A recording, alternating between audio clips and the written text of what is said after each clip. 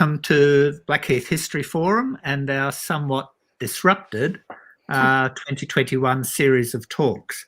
My name's Richard White and I'm on the committee that puts together this regular series of talks in the second half of each year.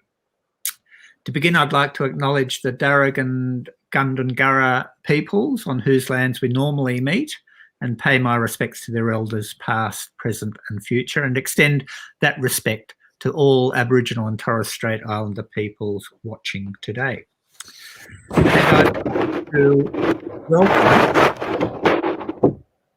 I'd like to welcome our Blackheath regulars and anyone joining us for the first time, perhaps through the History Council's History Week calendar, perhaps simply because of a desire to discover new naughty words. Regulars will know that this isn't our normal time. We will be back to normal next Saturday, the 18th at 4 p.m. But because this is History Week, we decided we'd try something different and have a History Week lecture in the pub in Blackheath. And that, of course, was before lockdown. Sadly, we are online instead. So you'll just have to imagine the clink of beer glasses in the background. But I do hope everyone has a glass of something within reach. Now, it seemed appropriate that for a talk in the pub, we should have this particular topic. So it's my very great pleasure to be able to introduce Amanda Lorgerson, who probably knows more Australian bad language than anyone. I was going to actually say the potty-mouthed Amanda Lorgerson, but in fact, despite the impressive depth of her knowledge, she isn't a swearer herself. Amanda is the chief editor of that amazing literary and historical resource, the Australian National Dictionary. And if you've never used it, go onto their website. There's a real treat in store. And the latest of Amanda's many books is Rooted, an Australian history of bad language. I won't say much about the book, except to quote a most excellent review from the journal History Australia. Her account of the full gamut of Australian language, that's spelt W-I-D-G-E, as it was once called, is enviably lucid and informative. Even its most dedicated exponent will have their repertoire extended. Yet Lorgerson's lightness of style belies her deep understanding, ever alert to the subtleties and ironies of the subject. And it really is a fascinating book, looking at the power of language, as Amanda says, the power of bad language and over bad language. She looks at the shifts over 2 centuries of what's considered offensive, looks at the way bad language came to be imagined as a marker of Australianness, and also looks at the connections between bad language and humour. And on that note, I'd just like to end this introduction with an 1894 joke from the book, which I think sums up so much of what the book's about. Scene, tram. Clergyman remonstrates with young Australian re his frequent and lurid blasphemy. Where on earth did you learn to swear so? Learn it? I never learnt it. It's a blanky gift. And on that note, I'll pass over to Amanda. Well, thanks so much for that lovely introduction, Richard. I very much appreciate it. We had a few technical glitches with the slides, so my slides will be managed remotely, so I apologise for having to ask for a change of slide every now and again. I'd just like to begin by acknowledging and celebrating the traditional custodians of the lands that I live and work on, and pay my respects to the elders of the Ngunnawal and Ngambri peoples past and present.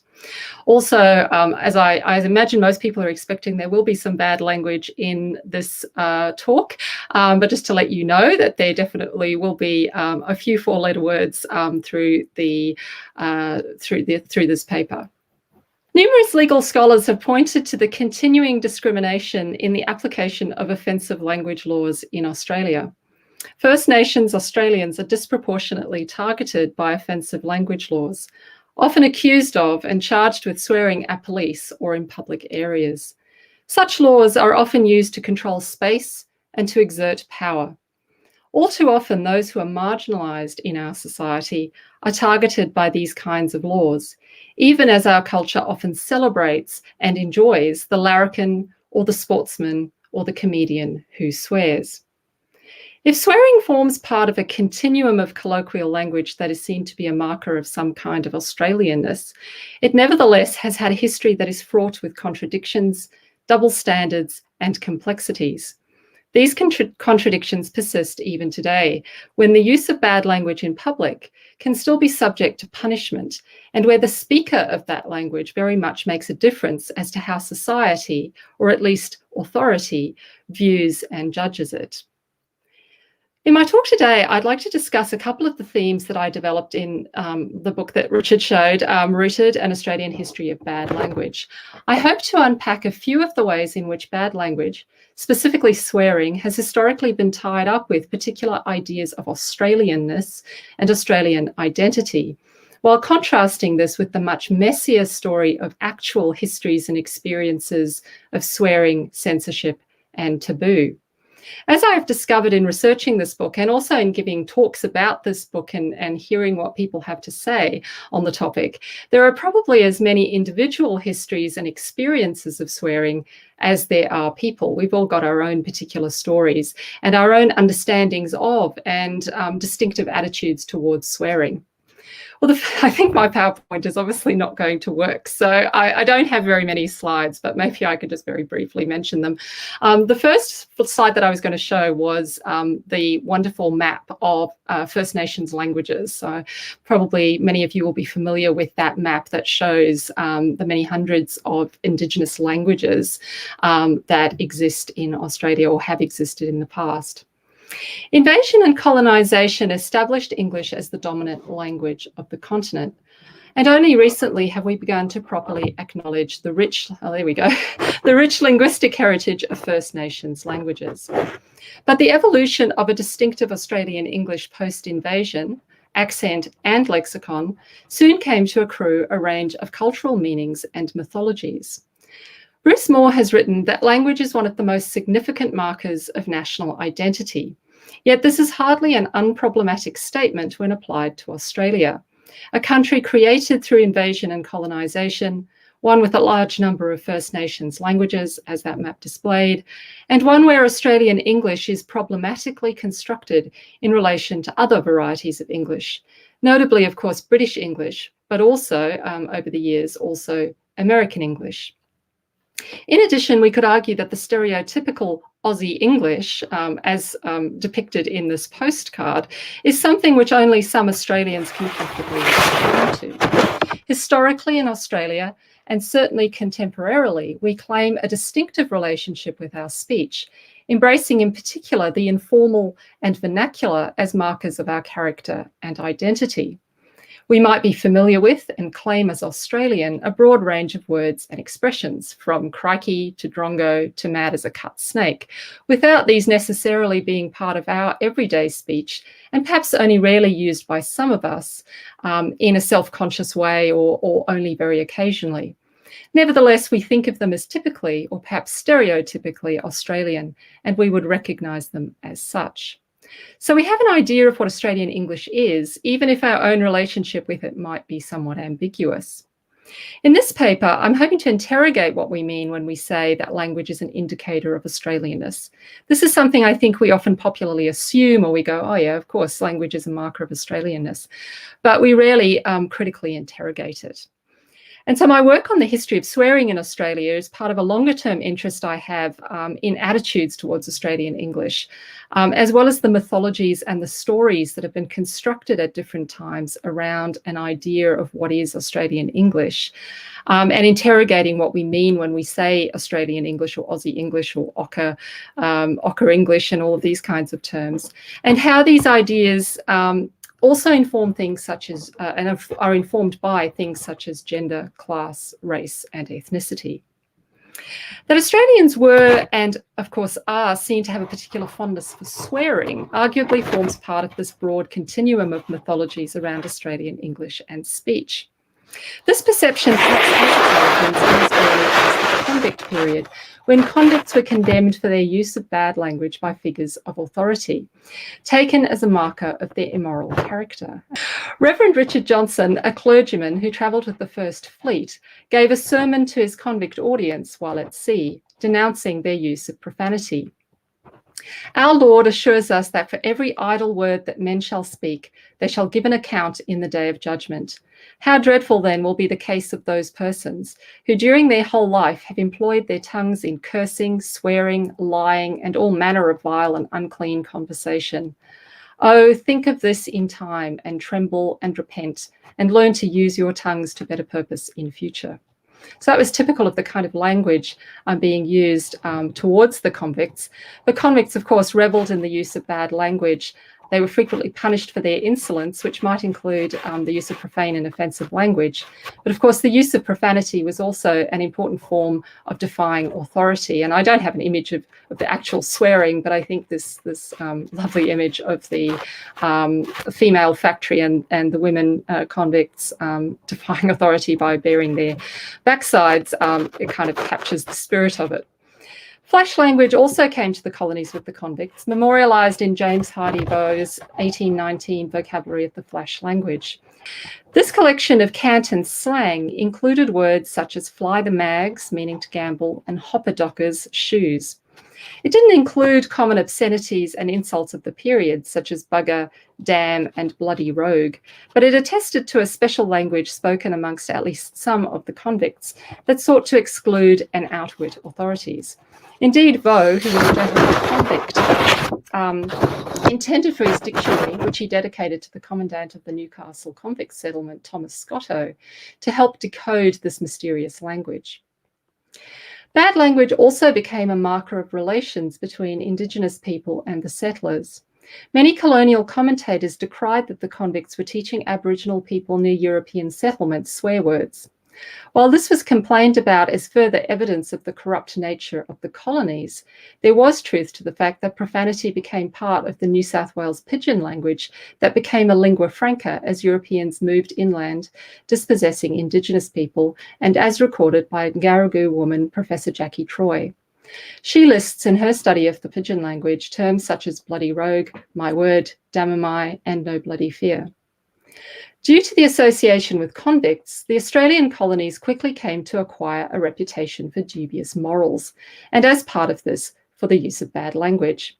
Yet for many freed men and women, leaving behind the markers of convict status, including language and aspiring to respectability, was necessary for social improvement. By the middle of the 19th century, the quest for respectability had become a central preoccupation for many colonists. Manners and etiquette were increasingly important in colonial society, although the social effects of the gold rushes was just one challenge posed to this quest for propriety. Alongside this developing mythology of the Australian propensity for swearing, there was, of course, a reality of bad language. A raft of vagrant and other laws that were introduced in the middle of the 19th century targeted offensive language, especially as used in public, often by working class people, and often taken as connected to drunkenness or the excessive consumption of alcohol. Those who were charged were often also charged with bad language, with the use of bad language, were often also charged with being drunk. What this legal control over offensive language did was to further develop a connection between language and social status and power. You could be punished for using certain language, or at the very least, it was marking out your social status. You could better claim respectability and an improved social status if you changed your language. Court cases from this period offer, a really rich source for tracking some of this language, and also reveal some of the social tensions and relations of the period when you look at offensive language cases. This is quite an early image of a courtroom in the Australian colonial period. I couldn't find one that was sort of appropriate to the time, unfortunately. Language in public was frequently the target. This meant working class people were far more likely to be targeted, as much of their social life was played out in public rather than in private. Working class women, especially those who were deemed to be of questionable moral character, might also be targeted for their use of offensive language. So too were men and women who were involved in local and personal disputes. Many court cases would involve neighbours targeting each other with the use of accusing each other of using abusive language, or reporting neighbours or members of the community for using abusive language. Women could also be charged as common scolds, a charge that had its origins in English law and often applied to women who were deemed to be public nuisances. Cases could also involve disputes between those engaged in commerce or service. So you see quite a few cases involving an employer and an employee, or someone who's buying a service and providing a service, and complaints relating to bad language in those contexts.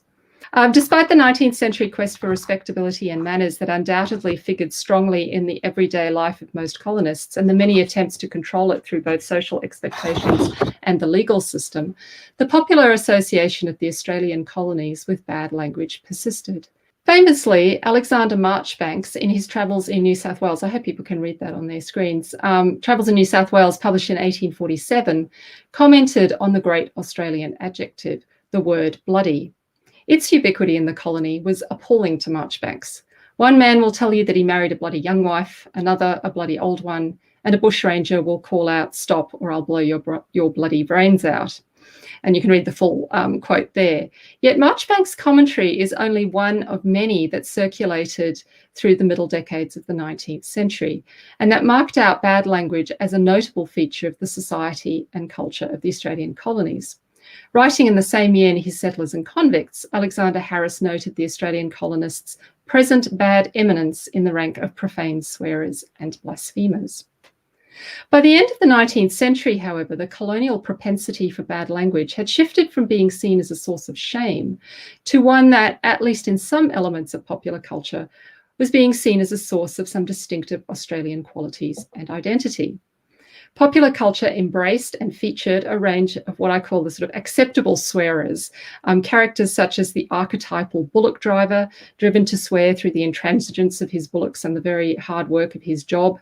And we can note that Australian English included a number of synonyms for profanity, including bullockies, bullock driver language, and bullocky.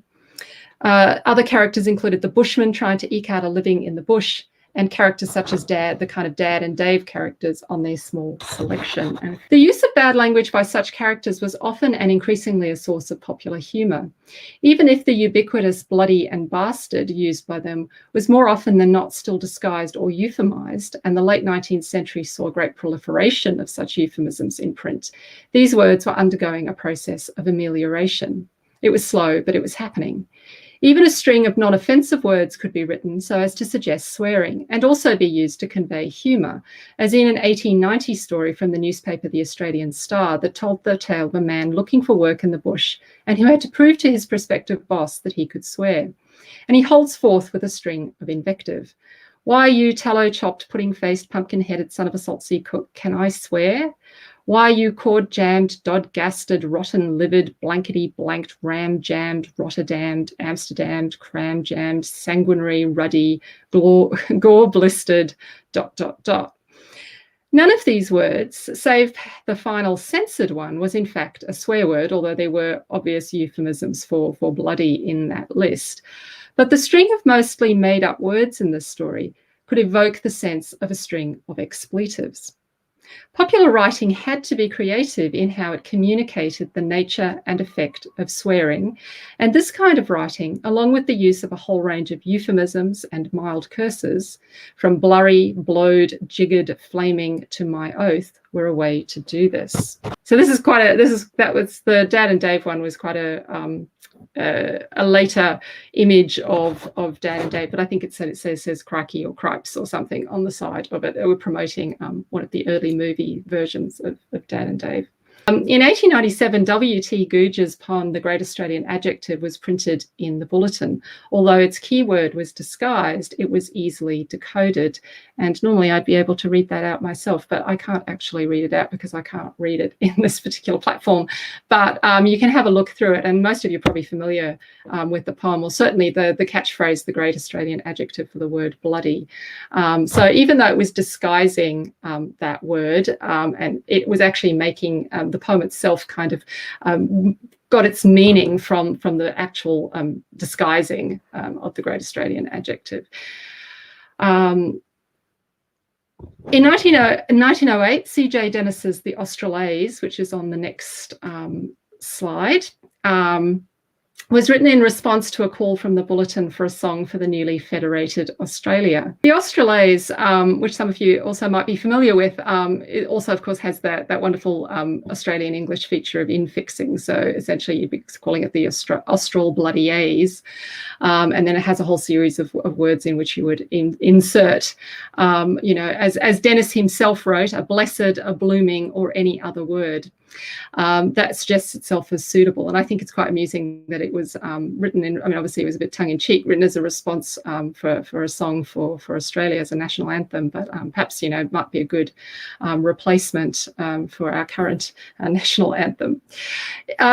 As well as kind of being obviously a source of amusement, it too also helped to add to this ongoing Australian mythology of profanity, that it was really linking a notion of something being, of profanity being something that was inherent to Australia and Australian identity. As I mentioned before, Australia was leading the way in the amelioration of some of these swear words from this period. So the kind of bloodies and bastards that kind of mark out the bad language of this period. The Oxford English Dictionary claims that bloody underwent its process of amelioration first in Australia. And we can note its ongoing offence in the UK well into the early part of the 20th century. And of course, it was still offensive to a number of people in Australia, but it was becoming more a source of amusement than it was something that was inherently shocking.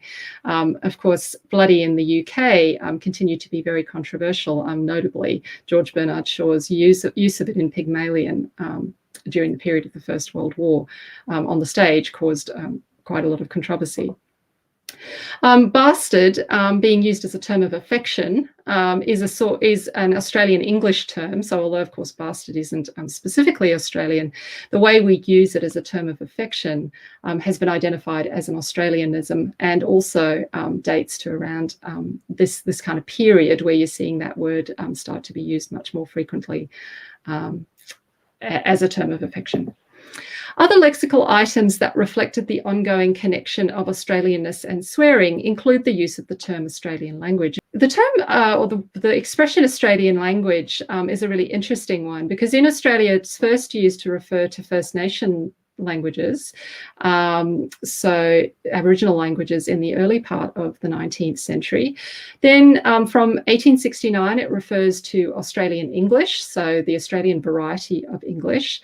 And then in the late 19th century it enjoys a period of being used to refer to swearing, so it's actually a euphemism, it's a synonym for swearing. I think there's also a very good Mark Latham quote there as well, one alluding to him. Today we use the term Australian language to refer to a First Nation language once again, and I think we wouldn't, even though Sidney Baker, of course, used his book about, entitled his book about Australian English, The Australian Language, we tend to not use it to refer to Australian English these days. And now we talk about Australian languages, referring to Indigenous languages. But it's interesting that through the 1890s, it was used with some frequency to refer to offensive language. The First World War enshrined the place of bad language in the popular mythology of Australia by making it a quality of the Australian digger. The Australian soldier of the First World War quickly gained a reputation for his swearing. And there are many stories, apocryphal and perhaps not so apocryphal, from the First World War that allude to the Australian soldiers' love of swearing and reputation for swearing. Joseph Beeston, a doctor at Gallipoli, commented that profanity oozes from him, the Australian digger, like music from a barrel organ. And one sergeant wrote, possibly apocryphally because I've seen the story elsewhere, that when the Turks charge, they usually cry, Allah, Allah, and our boys reply, come on, you bastards, we'll give you Allah. And from the frequent use of this word, the poor old Turk wants to know if bastard is one of our gods.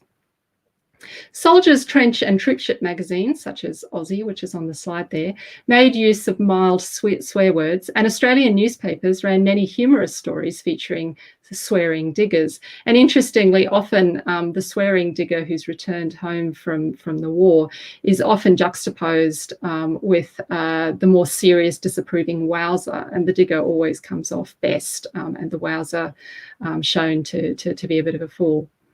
Soldiers' letters and diaries suggest a more nuanced reality, where some soldiers disapproved of the swearing they heard so frequently used by other soldiers. But in doing so, they attested to the reality of such language. For example, Eric Evans, and unsurprisingly, of course, because of course the army and the military, not just the case for the Australians, are of course notorious users of bad language. For example, Eric Evans, a sergeant, disapproved of the language he regularly heard during his service abroad. In his diary, he described walking into the sergeant's mess. "I'm no prude, but the language in the sergeant's mess is obscene and filthy all the time, and many of the jokes are lewd. It does have its humorous side, though, and I am sometimes forced to laugh against my will. Bastard is included in virtually every sentence." Perhaps most importantly for what I want to argue here is the way in which this Anzac digger mythology helped to bring swearing of the milder variety, the kind of bloodies and bastards, as well as Australian vernacular more generally, into wider currency and perhaps more importantly, wider acceptability. And another interesting thing that you see happening through this period is that the psychological defense for swearing, that somehow your circumstances required stronger language, became commonplace. So that kind of starts with the kind of bullockie and the bushman who have very tough jobs and therefore need to swear. And that's very much the case then in discussions around the soldier. They are in, a very difficult situation. So of course you'd expect that they would need to swear. These kinds of defences are discernible in the popular press from the turn of the century, but the war saw a dramatic increase in the public discussion of when such language might be acceptable. So you see increased sort of editorials and opinion pieces kind of being dedicated to a discussion of whether or not such language was acceptable, and many arguing that it would be. What is also notable in this popular culture mythology that associated swearing and bad language with ideas of Australianness, that was also accelerated through the figure of the First World War digger, including humour, informality and a defiance of authority, is the very clear links to ideas of Australian masculinity. Something I think that persists today in how we think about the use of swearing, but perhaps more generally also how we think about Australian English. All the archetypal Australian swearers of this, certainly of this period, were, and perhaps even today, are male. The values they lay claim to are the province of men. Women were typically excluded, as were all those who did not fit the emerging stereotype of the Australian male. Now, that doesn't mean, of course, that the people who were excluded from this mythology didn't swear. Of course they did, but women were far more likely to be condemned and punished for their use of such language. So we can see glimpses of the defiance of the women who swear, the working class woman who swears at her neighbours, her husband or the police, even if she risks charges, or the women barrackers at the football, but they had no claim or authority to use such language in public or in private, unlike men who were increasingly laying some claim to use this language in public.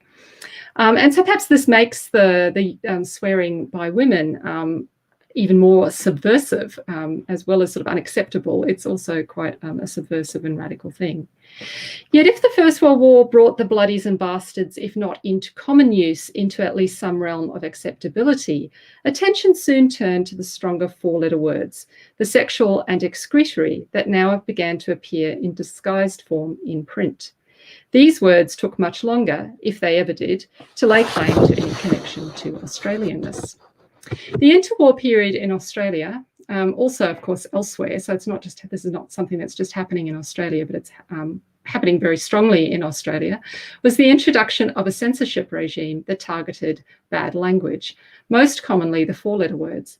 But this was primarily in the context of sexuality, and of course the work on literary censorship in this period is quite an interesting one in terms of looking at how language formed part of a kind of broader censorship that was very concerned about deviant or immoral sexuality. So the next slide's probably not that interesting because I couldn't find any really good examples, but if you put up the next slide, it's just some of the books that were of course subject to censorship. And there's been a lot of work done in this area. It's very interesting.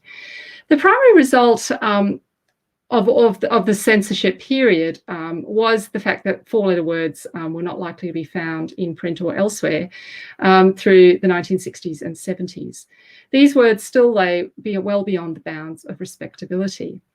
And I think it's very important to note here that the norms of respectability, of course, remained very powerful, particularly for women. And if you look at a book like Nancy Keesing's Lily on the Dustbin, she talks quite a bit about that right up until the 1980s. Although to some extent the older swear words such as bloody were beginning to circulate more freely and were continuing to build their popular association with Australianness, I don't want to not acknowledge the fact that these norms of respectability were still very powerful. Sydney Baker's The Australian Language, published in 1945, and I think I have a slide for this, but it's just the cover really of the Australian language, did much to promote the idea of a distinctive Australian English in which slang and idiom played a significant part. So I think it played a very important role in promoting an idea of Australian English and what its characteristics were. Interestingly, Baker's attitude towards what he termed the vulgarisms was somewhat ambivalent, so he didn't embrace them wholeheartedly. While he acknowledged the prevalence of the 4 Bs, bloody, bugger, bastard and bullshit in Australian speech, and noted them as markers of Australianness, we were much more likely to use those words, he was quick to note that there was little aggression and more likely affection at play in such language. And he was very keen to argue that the lack of insult in Australian profanity, we used these words, but we didn't really mean anything by them. They weren't said aggressively. We weren't trying to insult anybody, was an inherent expression of the personality of Australians. Another place that we can see the continued connection between language and notions of Australianness is in post-war assimilation narratives such as the best-selling They're a Weird Mob. Author John O'Grady, writing as Nino Carlotta, revelled in the plain, blunt speech of the working-class Australian men that his central character, who he was purporting to be, Italian migrant Nino, encounters. And Nino's adoption and use of the word bloody becomes a recurring source of humour throughout the book. But Nino's adoption of bad language, because by the end of the book he kind of knows how to use these words like bloody much more effectively, is ultimately a marker of his assimilation into Australian culture. And of course, John O'Grady wrote a number of books. I think I might have another slide with a couple of the works by John O'Grady that demonstrated the Aussie English and Aussie etiquette, demonstrated the adoption of Australian vernacular by migrants was really more about assuring Anglo-Australians of the power of Australian culture, the Australian way of life to assimilate migrants. And of course, the adoption by migrants of this knowledge of and adoption of this Australian vernacular was seen to be an inherently assimilative thing. Interestingly, though, what was Australian culture, and I think this is an interesting period in which there was an attempt to try and define exactly what it was, what was Australian culture, what was the Australian way of life. Perhaps language could figure into this definition of what it meant to be Australian. Interestingly, I think John O'Grady and those kinds of books that come out through this period perhaps helped to elevate speech that was perhaps more considered to be working class, or the preserve of the bushman or the bullockie or those kinds of figures, to something that was more universally Australian. So moving to the 4-letter words, as mentioned, the 4-letter words and the sexuality that it often implied or signified, when the student and countercultural movement takes off in the 1960s and is active through into the 1970s, the language that was adopted, the use of the 4-letter words, was often something that I think is more transnational than it is Australian. The use of the word fuck is both an expression of defiance against structures and institutions of authority, and the use of it to describe the sex that was central to the culture of the movement was not exclusively Australian, of course. These were transnational concerns and transnational trends. Interestingly, Australians do play a role in the international and transnational counterculture. The countercultural figures such as the editors of Oz magazine and feminists such as Germaine Greer participated in a transnational movement to challenge prevailing cultural and social mores. Yet while Australians participated in global movements that involved the use of bad language, especially the four-letter words, and of course Germaine Greer and the Oz magazine both promoted quite a lot of use of this language to challenge the status quo, there was nothing about it that was necessarily encoded as distinctively Australian. Indeed, it could be argued that the connection of these four-letter words to an international language of rebellion and cultural change was something that made them perhaps even more, certainly more attractive to younger people, but of course also more potent in the Australian context. But we can find some ways in which the stronger bad language, the four-letter words, was entwining itself or connecting itself with distinctively Australian traditions. It's worth noting that there was an ongoing folk tradition that embraced bawdy verse and folk song, often by more middle-class intellectuals than actual folkies, but several collections were compiled of these kinds of bawdy verses, including the notable collection by Ken Gott and Stephen Murray, who wrote as Sebastian Hochbottle and Simon Fuchs, Snatches and Lays. It first circulated privately as a Roneoed collection, which you can find online, published in 1962 or made available in 1962, and was then published in commercial form by Sun Books in the 1970s as print censorship was winding down. In this collection of songs and verse that were, according to the authors, as sung by sailors, soldiers, airmen, students and the like in and around Australia between the years, say, 1940 and 1960. Although I have to say the provenance of some of these are kind of interesting and unclear just how old they were. They certainly connected to a longer bawdy folk tradition that was being rediscovered and celebrated through this period. Referring to the Australian theatre, which of course in the 1970s became a site for challenging the prevailing censorship regime through uttering swear words on the stage and deliberately provoking police crackdowns on performances. And there are many examples of stage plays that were being staged in order to do this. The use of four-letter words such as fuck and shit, as well as a range of Australian colloquialisms, was a defining feature of the late 1960s and 1970s plays of figures such as Alex Buzo and David Williamson. And of course, David Williamson's plays also often found their way into film. Buzo provides us, interestingly, with the first printed evidence of the use of the word fuckwit, which is an Australianism. There was also a continued Australian influenced creativity in the bad language stakes, now sometimes exported abroad. And I couldn't give this talk and not mention Barry Humphries and his range of colourful words and expressions for bodily functions, which was very much about wordplay and creativity. His vocabulary reached an international audience through the Barry McKenzie movies in the 1970s. Now, a lot of his material, as you would know, are not explicitly swear words per se. A lot of it is sort of vulgar, coarse colloquialisms, as we call them in the dictionary world, and tend to be more about wordplay and sort of alluding to bodily functions, but nevertheless it certainly helped to push the boundaries in terms of what might be considered acceptable, and Barry McKenzie's t-shirt pommy bastard, of course, was one of his favourite expressions. So how have things shifted since the 1970s and 1980s? Notably, perhaps in all this, it is worth noting the shift in some of the gendered norms around swearing. While there still exists gendered expectations around swearing, I think it would be true to say women are more likely to be punished or regarded negatively or relatively negatively if they make a lot of use of swear words. We nevertheless have seen women increasingly lay claim to swearing. This began with feminists laying claim to bad language as an act of empowerment, and Germaine Greer is a very good example of how she used fuck and cunt in particular ways as a feminist act. But we've also seen women comedians play an important role in laying claim to bad language within the popular culture sphere. Reality television, more recently, suggests that young women do swear prolifically, and I have a section of the book that talks about reality television because it's a really interesting insight into both the use of language, but also how that language has become more acceptable on television. And that has included some of the strongest words, including both the F and the C word. Do we continue to find an ongoing connection between Australian identity or Australianness and swearing? I think we do. And I think I return to the idea of the continuum of the Australian language myth that connects Australian identity and character with particular modes of speech, especially that which is informal. Words such as bloody, bugger, bastard continue to have, I think, to carry with them a sense of Australianness when we use them.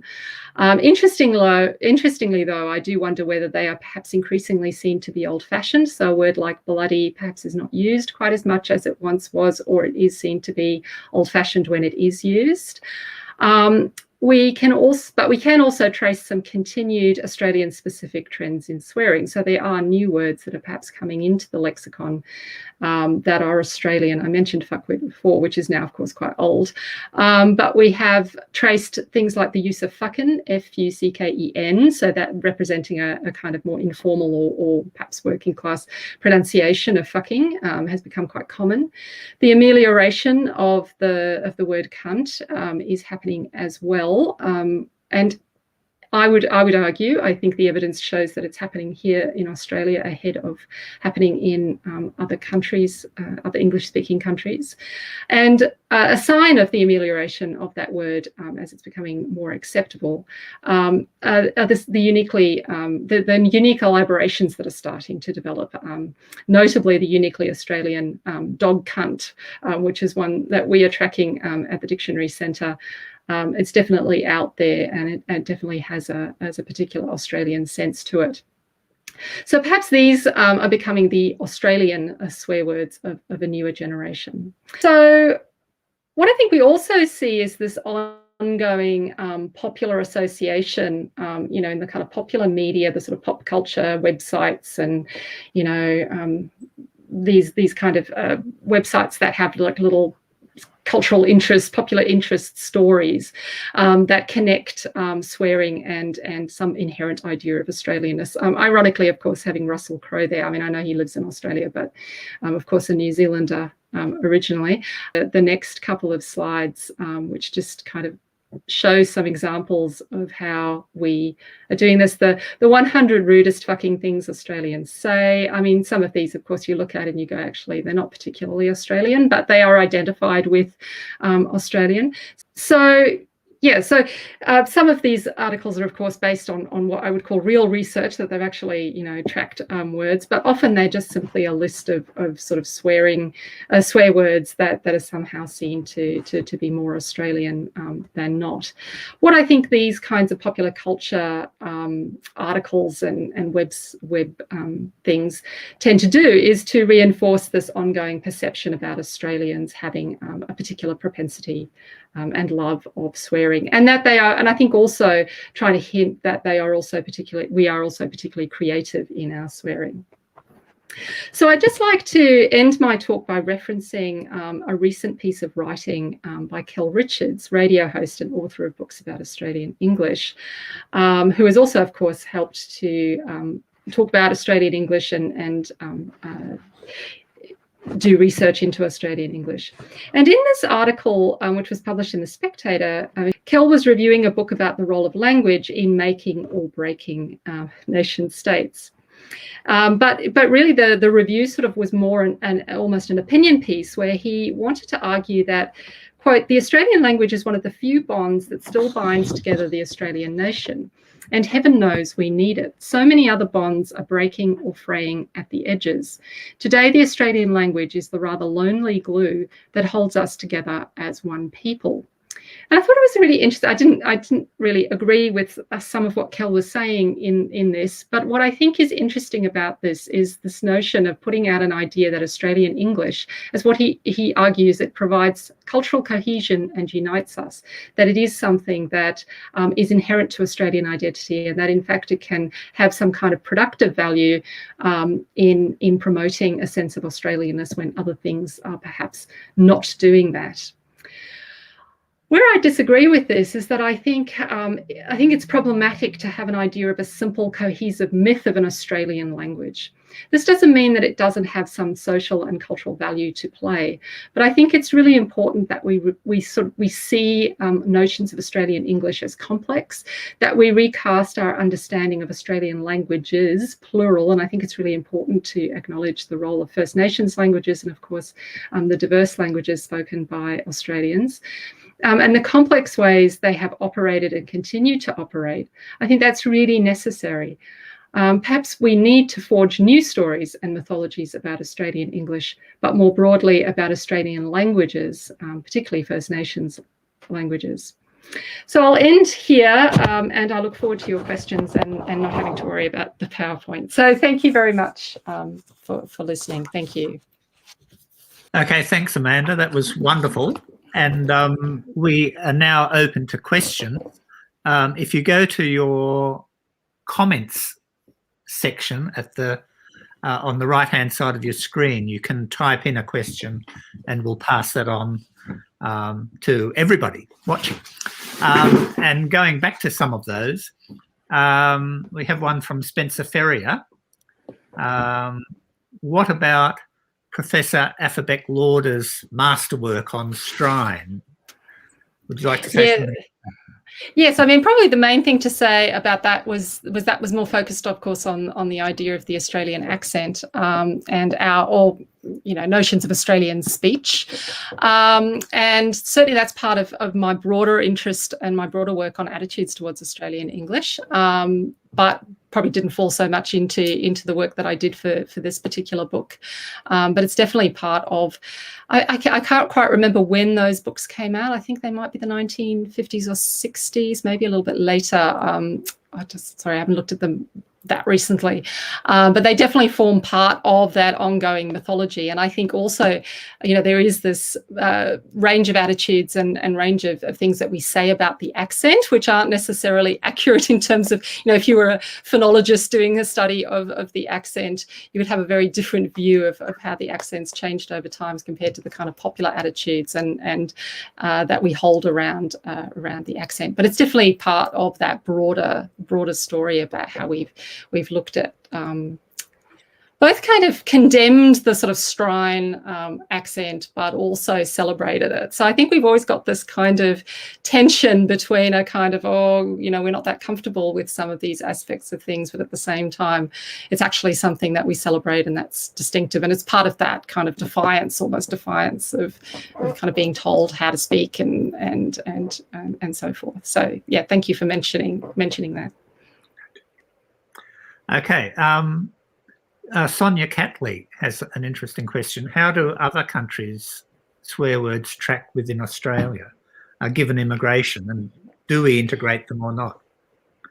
Yeah, I mean, if you mean other countries in terms of other swear words from other languages, I mean, that was something that I looked at. I didn't do a huge amount of work on that. I did some work on that, and I certainly found those. I mean, I think it's really interesting, just more broadly talking about Australian English and the work we do on the Australian National Dictionary, which is a dictionary of uniquely Australian words. And of course, it's made up of a lot of loan words from First Nations languages. But we've also been looking and trying to do more research looking at words that are being borrowed in from immigrant languages. And it's interesting that we haven't actually seen a lot of crossover of that. And there's obviously a story there, and I'm not sure of exactly what those reasons are. I mean, I could speculate on a few things, but I think I haven't seen a lot of swear words coming in from other languages into Australian English more broadly, but certainly being used within those communities. So I talk a little bit about that. I talk a little bit about Arabic and Chinese and so forth, and some of the words that are most taboo in those communities. But I have not tracked much by way of crossover into or loaning into Australian English so far. But I think that might be a process that we see happen over time, but I don't know. Thank you. Interestingly, we seem to have John O'Grady's grandniece watching in the audience. Oh, terrific. Great. Oh, well, thank you. Yes. He's an interesting character, and yeah, obviously features in my book because he has some interesting things to say. Both they're a weird mob, but also his Australian. His Aussie English book, which is quite interesting, especially in terms of talking about words like rooted, which of course he talks about how you shouldn't use it around Americans because they have no idea what you're talking about when you use that word. I actually wrote his Australian Dictionary of Biography entry. Oh, okay, terrific.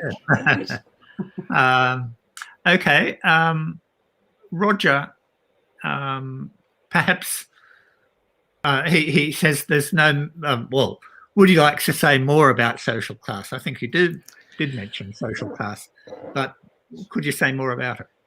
Yeah, I mean, I think I talk quite a bit about working class people in the 19th century. So I talk quite a bit about class. I mean, I have to say, so, you know, as you do when you finish a book and then you think, oh, maybe I should have done, you know, taken it off into slightly different directions or done something else.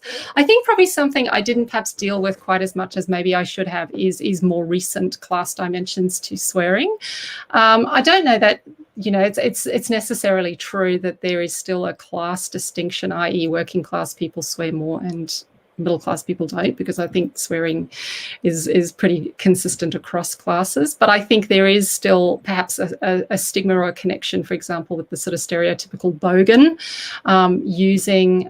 speaking in particular ways, and perhaps swearing forming part of that. So I think class is something that sort of comes in and out of my book as a whole, but it's certainly part of that. And I mean, I think class is a really interesting dimension of all of this, because I've actually been working on totally different, well, not totally different, but looking at A.G. Mitchell, who wrote about Australian speech in the middle of the 20th century. And he was determined to say that, you know, the difference between general Australian and broad Australian wasn't a class one, but it was an education one. And I think that's a really interesting kind of distinction to draw, that he really wanted to get away from any kind of class distinctions attached to ideas of speech. So I think it's an interesting one how that plays out in Australia. Certainly middle-class ideas of respectability, I think, are very strong in terms of swearing right through. I mean, as I mentioned, Nancy Keesing's work on women's language, which really takes a generation right up until the 1980s, you know, she's published in the 1980s, talks quite a bit about that norm of respectability being very strong, both but I think also in parts of the working class as well. So yeah, I mean, I think it's quite a complex question, really, and it plays out in different ways across different time periods, I think.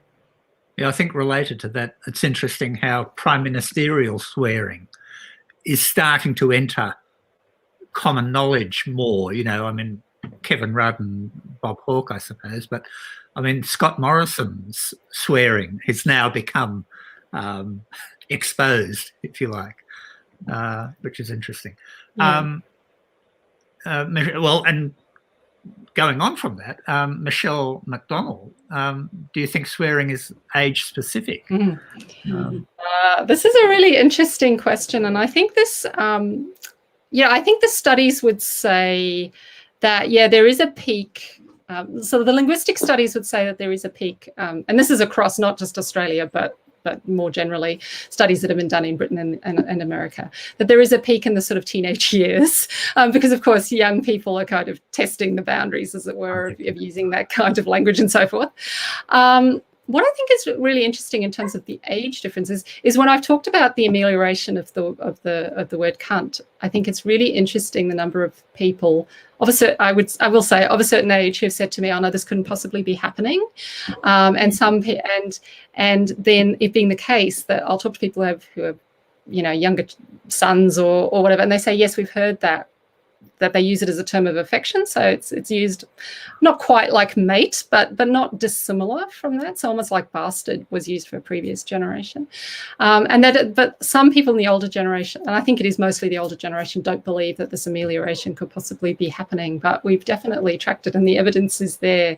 So I think there are ways in which it is. There are some interesting generational differences, and you also in your question, I think, ask about, are there different words? And I think that's as I said, maybe words like bloody are sort of falling a little bit out of usage, and maybe even fuck isn't so shocking anymore. So it's moved more towards the use of the C word, as I said, by a younger generation. And so there's certainly some shifts, I think, as there are, of course, with all sorts of aspects of language, I guess, between generations. But it's a really interesting question, yeah. And interesting as well, because I get so many different comments from people who listen to me talk about this as to what their perception is of that. I suppose related to this, one of the sort of really remarkable things about the book is that all the 19th and early 20th century research you've done is based on print media, which is actually avoiding using swear words, So, I mean, it's an incredible effort that you've gone to retrieve an oral culture from the print media. But now, I suppose with younger people especially, the fact that you can get into social media, the dictionary can get into social media, is sort of changing the landscape for research into swearing. Yeah, absolutely. Well, changing research into the way, changing our research into language generally, I think. But also social media just sort of allows for a certain level of creativity, I think, as well. So you see a lot of, I sort of say made up words, I guess, that you see that's circulating on social media and sort of taking off in that social media space. And interesting censorship as well, like dimensions of censorship that come up on Twitter or whatever when somebody swears at someone else, and what's considered to be abusive language and what's not considered to be abusive language, which is all very complex and quite fraught, I think, because, of course, those norms, I talk a bit about trolling and abuse, like online abuse in the book. So on the one hand, there's this kind of opportunity to kind of be creative and have those words there and you can track them. But then you also, see how they can be used in abusive ways as well. So, definitely different types of sources, and interesting to look at the ways in which they deal with them. I mean, I actually found it really fascinating looking at the different euphemisms, because I hadn't really thought about it too much until I was researching it and thinking about the actual creativity that went into finding ways to disguise those words or allude to those words in various ways. And actually that in itself became its own language, its own creative expression. And I thought that, I thought that was really, really quite fascinating. And these days, of course, you're seeing other forms of kind of euphemisms sometimes in social media that you can pick up on. And even, a reintroduction of the sort of asterisks in certain contexts, but now, of course, with sort of things like, discriminatory language is sometimes disguised. So you're seeing a sort of resurgence of that. Yeah, that one was one of the things I loved about the book, was the discussion of that sort of mild swearing, which brought back so much of my father's sort of intemperate language. I mean, words like dashed and blowed and blimey, ruddy, bally, flaming, blasted. They're all there and they're all in the book. It's lovely to see. And it's interesting how they've all fallen out of use. I mean, the need for mild swearing is perhaps less important now than it was. Thinking Peter has a question. What determines a swear word is offensive, and how does it work? Could you please elaborate? Well, I think that's a really, I think it depends. It very much depends on who's, I guess one of the arguments in my book was really around who has the power to determine what is offensive, and who can talk, who can do the talking and who can't do the talking. And so that was something that I really tried to attend to throughout the book, is to really look at who, it's okay for the bushman or the bullockie or whatever to be using this kind of language, but it's not okay for the working class woman to be using that language. She's being punished for it. So I think it does reflect, who holds power and what kinds of, and those people who are in power, what their norms are. I think it's interesting. I'm sure you've all read about those cases in recent years where Indigenous, young Indigenous people have been arrested or charged by the police for using swear words, and the police themselves are, of course, using the same swear words or worse. So I think it does come down to kind of a question of power and who's deciding on those things. And I think it's fascinating to kind of think of why do particular words become taboo? Why have been taboo in the past? Why do we find these particular words offensive? And of course that reflects changes. I mean, once upon a time it was religious swearing that was unacceptable, and then it was things to do with sexuality, bodily functions and sexuality. And these days it's perhaps a bit more anything goes. And the taboo language is not so much swearing, but it's discriminatory language of various sorts.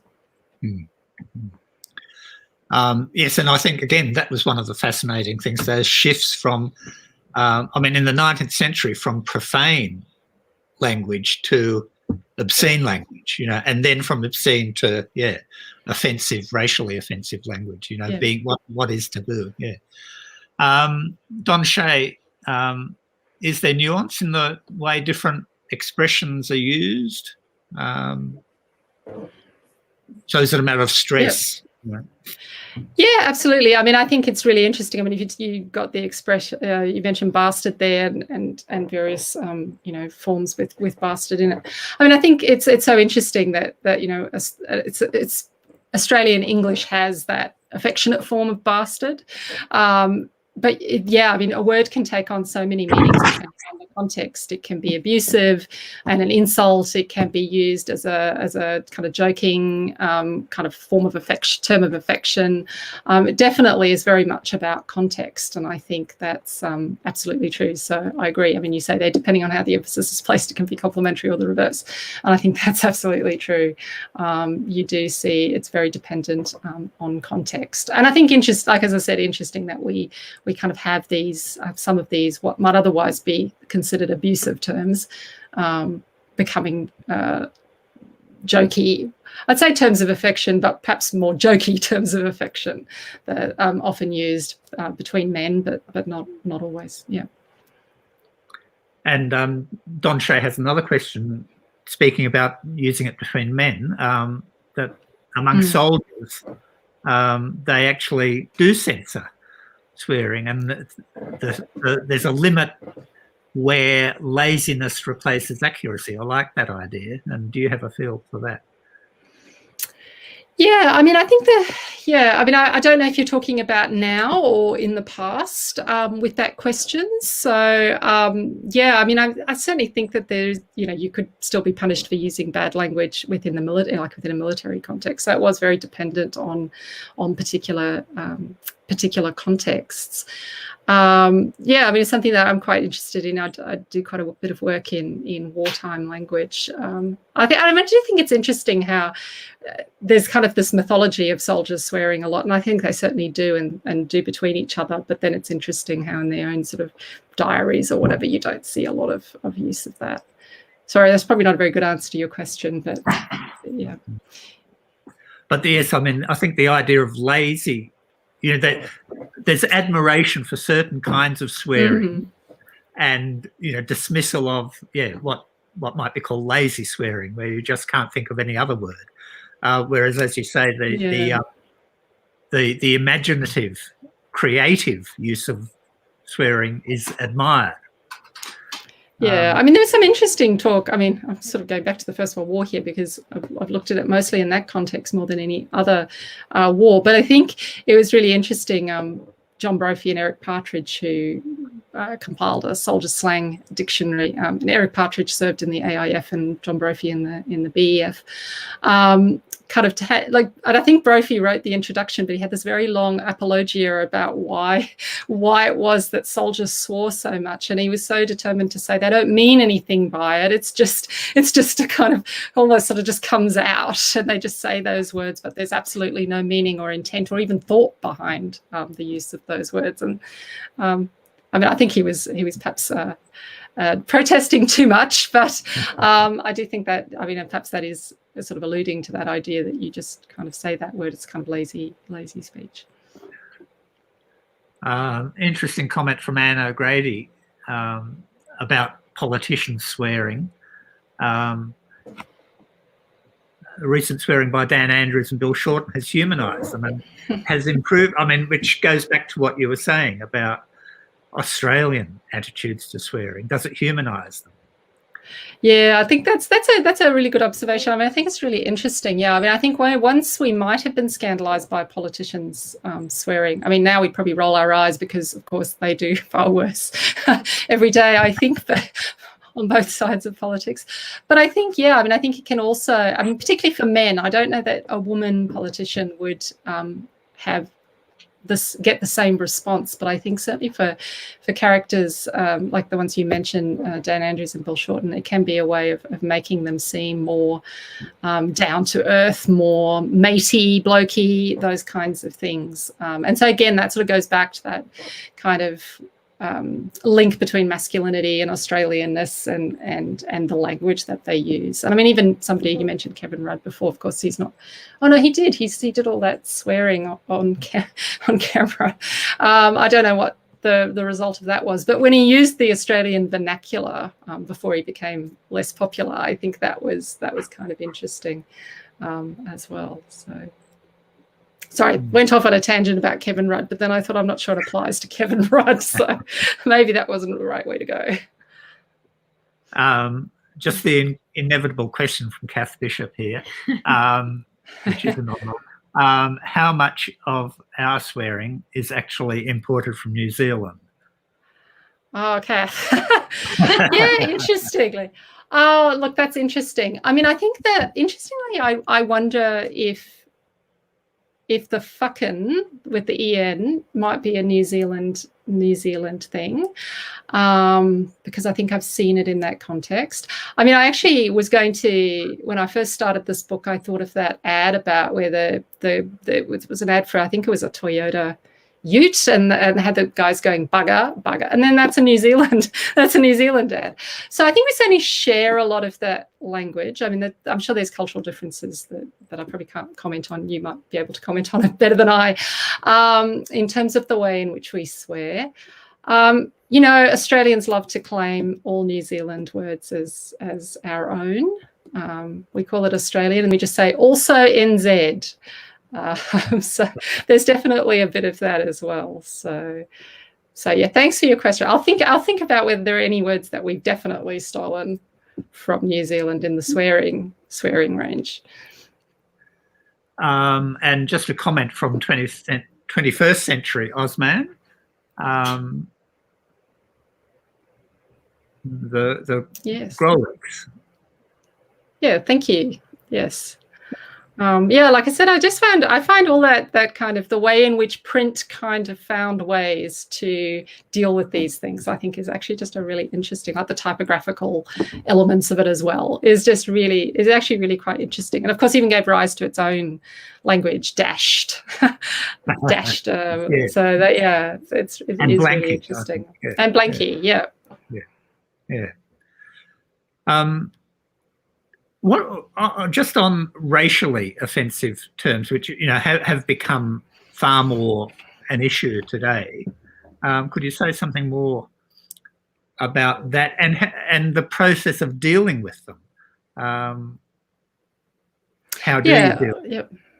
Yeah, I mean, I think certainly, like if people say, well, what's taboo today? I mean, definitely, discriminatory language has become the taboo language of today. It, of course, doesn't perform the same functions in our language. I mean, we don't use a discriminatory epithet if we drop something on our toe. So it doesn't have that kind of emotional release, but it certainly falls into it is the taboo language of today, and the language that we find unacceptable. It's the language that we would be more likely to censor. I mean, I think it's in a process of, I'd argue it's probably in a process of we're thinking about how we deal with it. Obviously, it's considered to be unacceptable in the media. If you're doing a style guide, you've got to be very, very careful about setting out very clearly how discriminatory language needs to be dealt with. Not ways of expressing things in ways that are not discriminatory. As I said, I think it's interesting. One of the interesting trends I've noticed is the increasing use of asterisks or dashes to replace letters in a word that for whatever reason has to be reproduced, say in a news article. So I've seen that. And I've even seen examples, I think it was in The Guardian, where the word itself, and it was, and I apologise, I won't say the word in full, but it was the N word, but they didn't even want to use N word. They wanted to just allude to it, and they did it in such a roundabout way. I had to sort of sit there and think about it for a while and go, okay, well, that's what it is. So that was an interesting, because that was I think that was the first time I came across that, where it wasn't even censored either through sort of typographical means or through something like N-word being used. So I think, and I've seen other words. So I've seen the word slut be also typographically obscured, so with the vowel replaced. And I've seen an academic article where the word wog was also disguised. So that was quite interesting to see that that's starting to happen in certain contexts. And it'll be interesting to see if that's a trend that becomes even stronger in the future, or whether that doesn't kind of take off as a way of dealing with some of those words. But I think we're far more obviously far more sensitive to that. But it's still, of course, disputed by some people. I mean, it's in the culture wars, it's something that's often taken up by particular people in the media and so on, and politicians to some extent as well, who think, we're all being too sensitive and woke and all that kind of thing. So it's still a disputed to some extent, although I think for the most part, I think we all accept that the majority of discriminatory language should not be used in any kind of context. But yeah, it definitely continues to be a point of contention, I think, for some people. Yeah, I think that's one of the things that the book ends with, is that conundrum. On the one hand, fancy getting our knickers in a twist about mere words.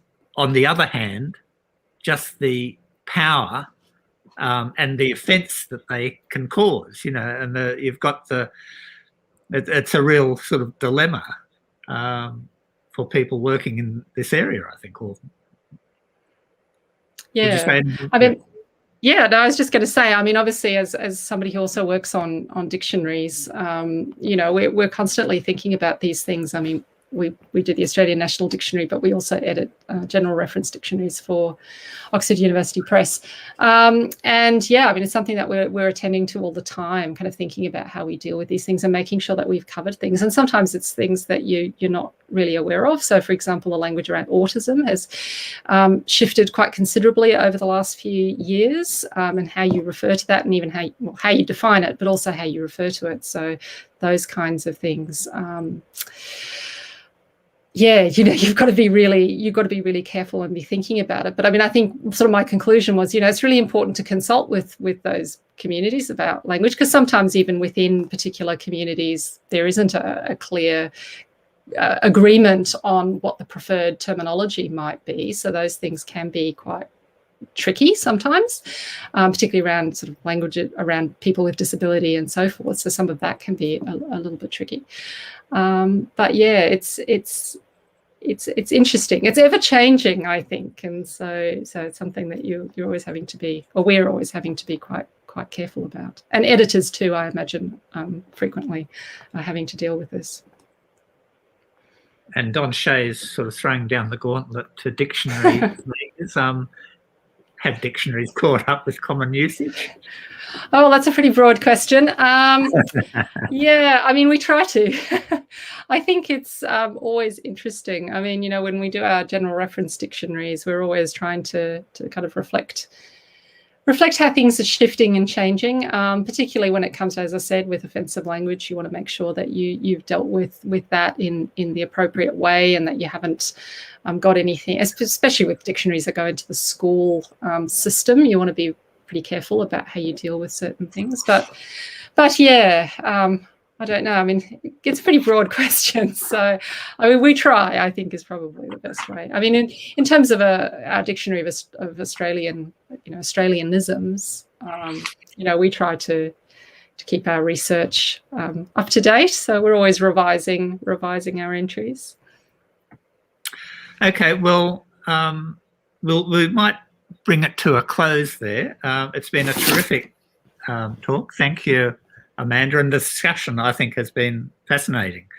I'd just like to end by thanking everybody for attending. Thank you, Amanda, for a fabulous talk.